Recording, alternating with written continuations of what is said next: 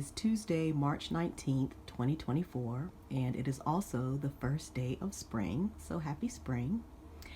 And I'm going to deal with Shannon Williams' subversive habit research, which I posted in the community actually it was about 4 o'clock this morning, in ways that will bring some unity, because there's nothing wrong with making note of and making sense in a applicable way in your current life with historical information, even traumatic historical information. But I really need for Black folk to acknowledge and accept that everyone has experienced trauma. Everyone, especially in 2024. And trauma is not measured in severity based on the type of trauma it is. Each individual person experiences a trauma, and that's enough. Some people have had to experience more excruciating things by those who would subject them to it in order for them to be traumatized than others, but trauma has been the goal and everyone has experienced it. I also need for Black folk to release this idea that we are separate, that there's only Black or not Black, and that we are not one family, because we are. Just like a body, each part is important, each part contributes to the whole, each part is necessary. And if we were all one interdependent family, then each of us would not have had to suffer the trauma in order for these orders to accomplish their goal. So I'm going to put together some clips to make some points, and I'll comment after.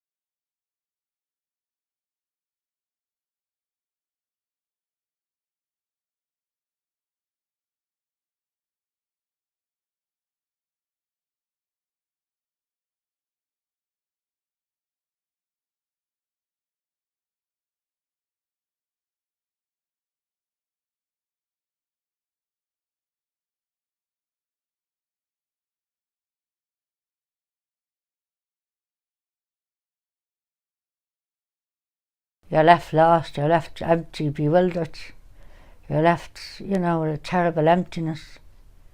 Heartbroken. And every mother was heartbroken.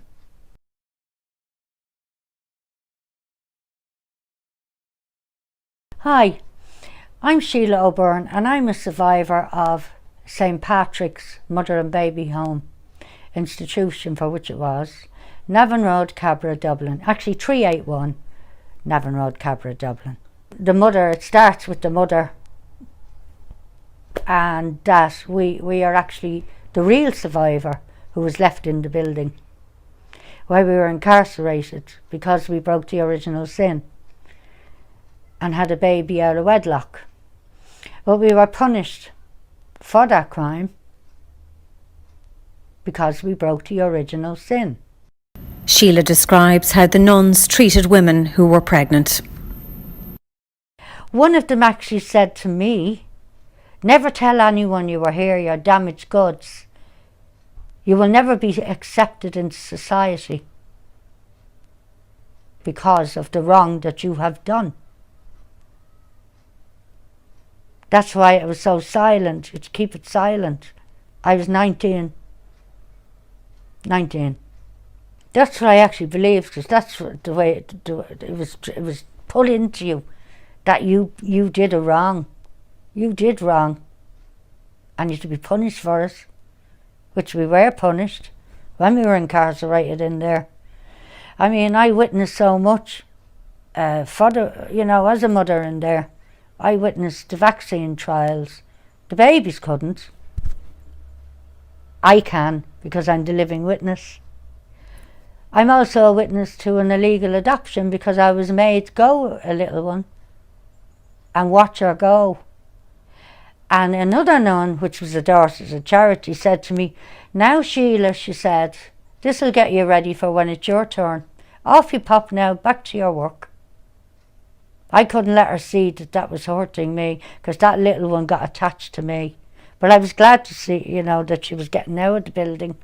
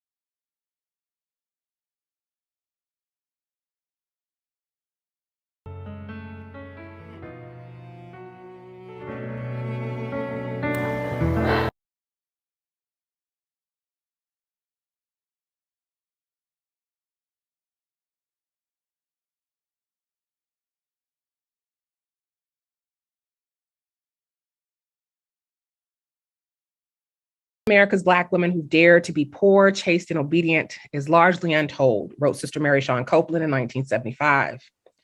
It is an uneasy story, not only because it is rooted in the American dilemma, racism, but also because the position of woman in an oppressed group is traditionally delicate and strategic. Now, by the time that I interviewed her, Dr. Copeland was a distinguished professor at Boston College and the first Black president of the Catholic Theological Society of America. She had also been out of religious life for 13 years. In the 1960s and 1970s, however, Dr. Copeland, who was the first African-American Felician sister in Detroit, Michigan, and who later became an Adrian Dominican nun, had been one of the National Black Sisters Conference's most visible leaders. She had also done more than anyone else to preserve their memory in the face of marginalization and erasure. In addition to publishing the first scholarly article on the National Black Sisters Conference, Dr. Copeland in the early 2000s arranged for the deposit of the organization's papers at Marquette University. I'm so glad you're interested in the Black Sisters Conference, she expressed to me during our first conversation. We've been waiting on someone to tell this story. Now, while Dr. Copeland's willingness to share her experiences with me proved pivotal, it was Dr. Patricia Gray, the National Black Sisters Conference's founding president, and one of the four nuns featured in the Pittsburgh Courier photograph, who radically changed my focus and the focus of my book. Routinely described by her female and male peers as one of the most intellectually talented and charismatic Catholic sisters of her generation, Gray, who was known in religious life as Sister M. Martin de Porres, had been the conference's heart and soul in its formative years. As Pittsburgh's first Black religious sister of mercy and the conference's leading public voice, Gray was also the face and force of what people were calling then the new Black nun. However, in 1974, Dr. Gray abruptly departed religious life and stopped giving interviews related to the National Black Sisters Conference. Indeed, in our first conversation, she told me that the producers of Eyes on the Prize had contacted her and she had said no. So I was very, very lucky that she was willing to say yes to me when I first met her in 2007. I don't like to look back, Dr. Gray frequently repeated during the first of our many conversations over the years. However, after I presented her with a recently published book on Catholic sisters' activism and the Black freedom struggle of the 1960s and 1970s, she quickly changed her mind. Visibly frustrated by the book's erasure of Black sisters' vanguard activism and the Catholic fight for racial justice, its cursory mentions of white sisters' longstanding practices of white supremacy and exclusion, and its glaring omissions about the one Black nun briefly discussed in its pages, the 65-year-old ex-nun quietly stood and departed the room. Several minutes later, she returned with a treasure trove, her personal archive from her tenure in religious life. In handing over the materials, Dr. Gray revealed that in the 1970s, the executive board of the National Black Sisters Conference had desired to publish a book documenting Black sisters' history in the United States. She also lamented to me the enduring invisibility of Black sisters' lives and labors in church and wider American history. Then, in her very great wisdom, Dr. Gray gently encouraged me to consider expanding my attention to the mostly unsung and under-researched history of the nation's Black sisterhoods. We, the NBSC, were not the first Black sisters to revolt in the church, she quietly declared. If you can, try to tell all of our stories.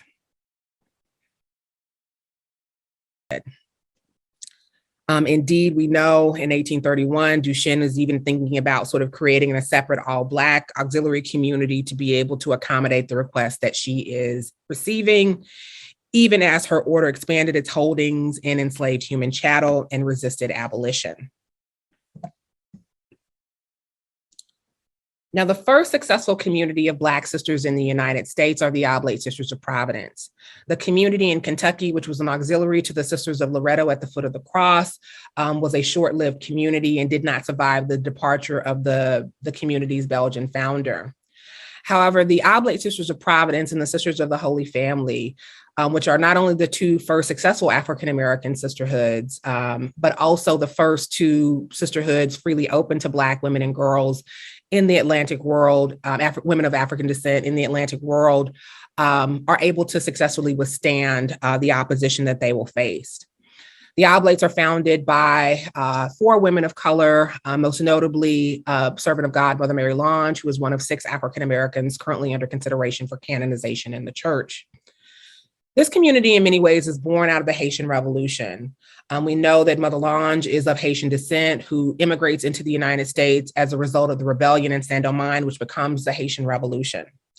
So as thousands of immigrants, of refugees flood into the port cities of the United States, there is in many ways a humanitarian crisis that develops specifically with a need for individuals to minister to these refugees. The challenge, of course, for those who are of African descent, both free and enslaved, is that they are going to encounter the racial bar in the United States in the ways in which they not necessarily sort of encountered it and wherever they are fleeing. And so a desire on the part of African descended Catholics to minister to those refugees who are Catholic really sort of creates the opportunities for the development of the Oblate Sisters of Providence and enough support within their respective dioceses and archdioceses where they can gain the support of a handful of members of the clergy. In the case of the Oblate Sisters of Providence, what we know is that the three charter members are basically running a school for the children of refugees. What's also very clear is that they're active members of the religious community in Baltimore, that they are members of confraternities. And it's very clear that the foundresses also have a vocation to religious life. Indeed, their French founder, Father James Jobert, tells us that for more than 10 years, they had wished to consecrate themselves to God for this good work, waiting patiently that in his own infinite goodness, that he would show them a way of giving themselves to him. All right, I'd like for you to pause for a moment and ask yourself why these women would be eager to join these convents and orders for nuns. And to also ask yourself or remind yourself that in order to be approved, it has to have members and it has to have an established reputation enough that recruiting beyond their initial efforts could be expanded. And obviously what we can recognize, right, if they've been waiting for 10 years, that means that they have been asking to go into communities. We don't have a sense of who rejected them, but there are only 3 communities that precede them in the Diocese of Baltimore, which is the nation's oldest diocese. They are the slaveholding Carmelites in Baltimore, the slaveholding Visitations in Washington, D.C., and the slaveholding Sisters of Charity founded by St. Elizabeth Seton. What we also know is that they face profound resistance among the wider clerical community, although they have a champion in Jobert, and in the case of the Bishop of Baltimore. But we also know that Jobert documents the resistance that the foundresses are encountering. He wrote in his diary, quote, "I knew already that many persons who had approved of the idea of a school for pupils disapproved very strongly that forming a religious house and could not think of the idea of seeing these poor girls, colored girls wearing the religious habit and constituting a religious community. They will eventually find a ministry in New York City, in Harlem, establishing the first Catholic nursery for Black children, and then eventually establishing elementary schools for Black children in New York City. The last community that I want to briefly mention are the Magdalens. Prior to 1922, an African American woman or an African descended woman living in the United States who felt called to a contemplative vocation as opposed to felt called to the charism of an apostolic community where they had a public ministry, whether it was teaching or nursing. Those who had contemplative vocations had no other opportunities unless they were racially ambiguous or could pass for white. In 1922, the auxiliary, sort of the Magdalens, who were the contemplative branch of the Good Shepherd Sisters, organized an all-Black auxiliary to them to make possible an opportunity for Black women called to contemplative life. This community will last until the 1960s when they integrate in with the Magdalens and then eventually integrate in with the Good Shepherd Sisters. But I do also say that they are still present since one of the Magdalens is still alive. There are very few records that have survived about the Magdalens that I am aware of, except for these 2 photos and articles on them that appear in the Colored Harvest. However, because I was able to identify and locate one of the Magdalens, I am able to sort of recreate or at least sort of name most of the women in these photos, or at least at one point over 200 individuals, and also never advocate for abolition. In the case of Henriette DeLille, we do know, in the case of the early Sisters of the Holy Family, we do know that these women are also organized in response to a system of concubinage that had existed within sort of French and Spanish controlled territories known as plaçage, where European men and sort of white Creole men would sort of take on Afro-Creole women as sort of common law wives. And what we recognize is that many of the founding members of the Sisters of the Holy Family sort of recognize this as a form of sexual coercion and slavery. In part, many of them themselves are the products of this system. We note that from their first history, Mother Mary Bernard Deggs, Sister Mary Bernard Deggs, tells us that all of the sisters were of the very first families of the city, and only one, Sister Suzanne Navarre, was a stranger from Boston. As for the rest, they were all natives of the state, but their fathers were all foreigners, some French, Spanish, or German. They were descendants from the first settlers of Louisiana. And certainly records indicate that Henriette DeLille herself is the great-great-granddaughter of Claude de Bruyere, who was the inaugural French royal engineer for New Orleans, whose free and enslaved crews built many of the earliest roads in New Orleans, built the first canals, built the first levees, and also constructed the old Ursuline convent, which ironically, Henriette DeLille would never be able to enter as a candidate for religious life because of her African heritage and her unwillingness to pass for white. Also significant about this religious life in the United States is a long one. Certainly, we will have 19th century examples of African descended women going into white religious communities, either in the United States or leaving the country to go into European communities. In most instances, these women are racially ambiguous, can pass for white, or again, just simply racially indeterminate. And I say racially indeterminate because anti-Blackness is the bar for most communities of sisters in the United States, whether they are European or sort of were founded in the United States as white communities. Most communities would take Native American women. Many of them would also take Latino women and would also take women of Asian descent. And so for some Black women, one didn't necessarily need to be able to pass for white. One just simply needed to be able to be racially ambiguous if you would just could sort of be perceived as something else. That being said, we do know that other sisters of color do have their own challenges. Many of them are not educated by their communities and oftentimes relegated to domestic labor, but nonetheless, they are generally admitted in many communities. Many of you may know the story of the Sister Servants of the Immaculate Heart of Mary. They are actually founded by two Oblate Sisters of Providence who leave the community in 1845 to pass for white. In that particular case, in that particular case, those two members found that community first in Monroe, Michigan, and then later expand the community into Western Pennsylvania and then later into Eastern Pennsylvania. After running afoul of some of the bishops, though, their chief foundress, Mother Teresa Maxis Duchemin, who is also a charter member of the Oblate Sisters of Providence, will go into exile in Canada for nearly 20 years before she's allowed to come back in the United States and pass away. All right. What I'll say now is that from this point forward, Shannon sort of shifts her focus from what the motives were for the women who insisted that they wanted to join these sister orders was a need to use their fair-skinnedness to pass for white. And that's not the reason that they sought to enter these orders. They sought to enter the orders for the same reason that the young women who were forced to live in the mother-baby facilities, but they could consent to go in, and they wanted to avoid being forced into prostitution, and this was a way that they could do that. So I think it's important, as I indicated in the post that I shared at the beginning of this video, to consider why people may be making or may have made the choices that they made at that time, because their why is more revelatory of their character than what they did. Now, it doesn't mean that what they did is not significant and requires examination and adequate correction.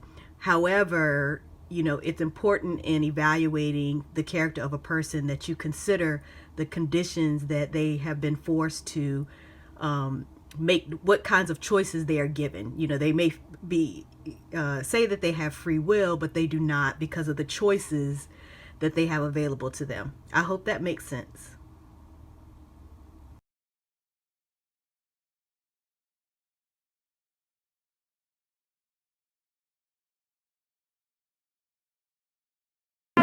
Take your bag, ma'am? You stupid darky! My luggage goes on first.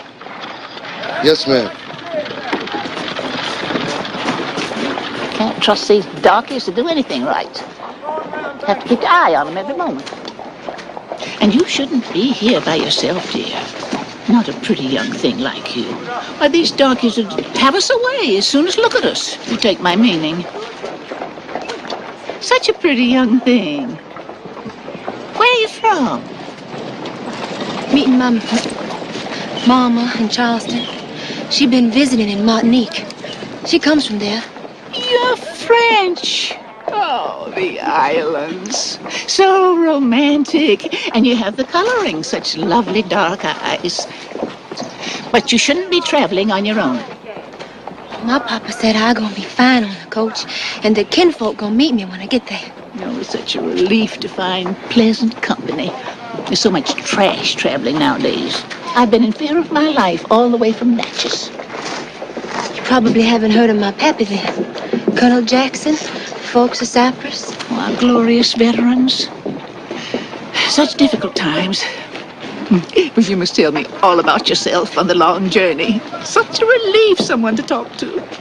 We girls must stick together. Now, let's go find our places.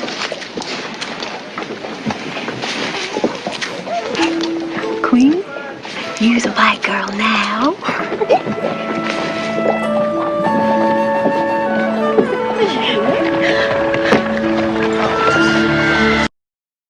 Sorry, I don't have any references, ma'am.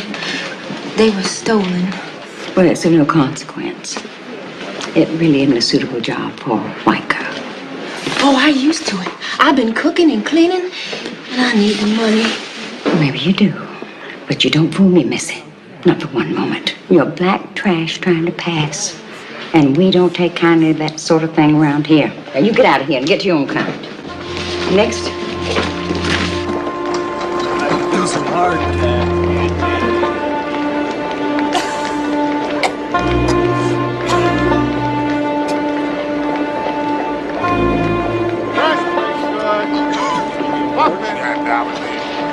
Muffins and fresh baked goods. No, Charlotte.